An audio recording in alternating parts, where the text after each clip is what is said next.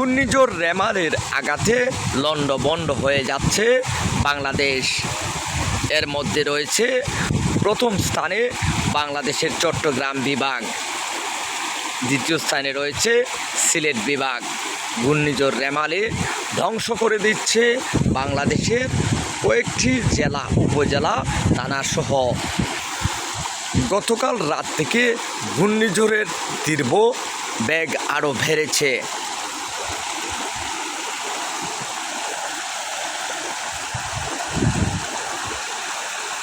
অনেক মানুষ ঘূর্ণিঝড় রেমালের কবলে পড়ে নির্হারা হয়েছেন।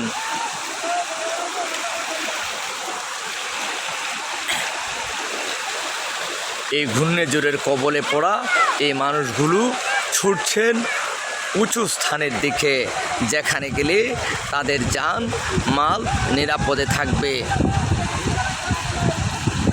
রয়েছে সিলেট বিভাগের সবচেয়ে উঁচু স্থান, যেই উপজেলার নাম হচ্ছে শ্রীমঙ্গল। আর এই শ্রীমঙ্গলের অবস্থা যদি এমন হয়, তাহলে বাংলাদেশের যে নিচু স্থানগুলো রয়েছে এই স্থানের অবস্থা নিশ্চয়ই আরও ভয়াবহ হয়েছে।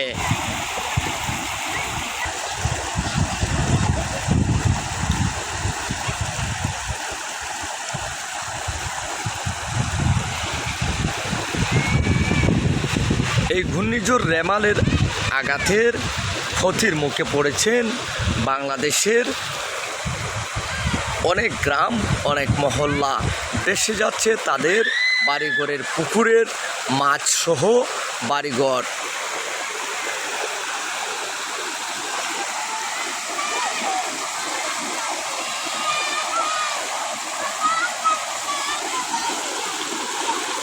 প্রতিটি সেকেন্ডে, প্রতিটি মিনিটে, প্রতিটি ঘন্টায় বাড়ছে পানির স্রোত।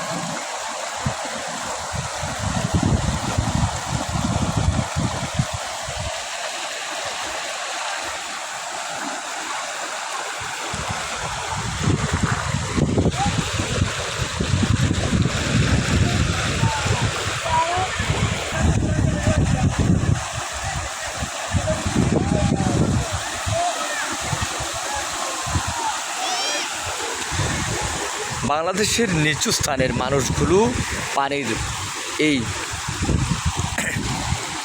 কারণে ছুটছেন উঁচু স্থানের দিকে।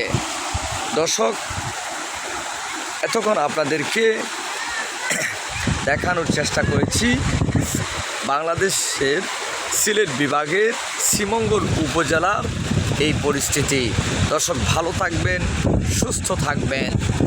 বাংলাদেশের সকল মানুষ সহ পৃথিবীর সকল মানুষ যেন এই রেমালের তাণ্ডব থেকে সবাই বাঁচতে পারেন, সবাই আমরা দোয়া করব। ভালো থাকবেন, সুস্থ থাকবেন। আবার দেখা হবে আপনাদের সাথে। আসসালামু আলাইকুম রাহমাতুল্লাহি ওয়া বারাকাতুহু।